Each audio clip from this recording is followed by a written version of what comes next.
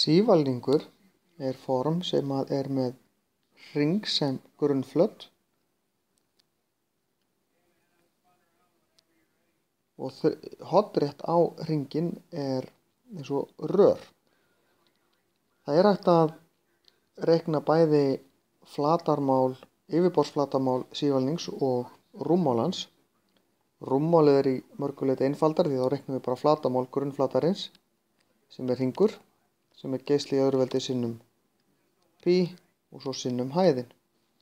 En þegar við að reikna yfirborðsflatarmál sívalnings, þá þurfum við að reikna möttulinn fyrst og það er 2 sinnum geislinn sinnum pi. Það er í raun ummálið á hringjunum, þannig fáum við lengdina á þessu hér.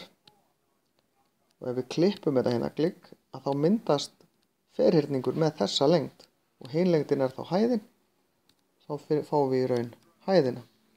En við þurfum að bæta við þetta. Þetta er ekki nóg því það vantar hringina. Við þurfum þá að segja geislinn í öðru veldi sinnum pi sinnum 2. Því það er 1 hringur hér og það er annar hringur hérna undir sem við kannski sjáum ekki. Við getum teiknað svona punktalínu til þess að láta hann sjást. Og þetta tvennt þarf að leggja saman til þess að fá yfirborðsflatarmálið.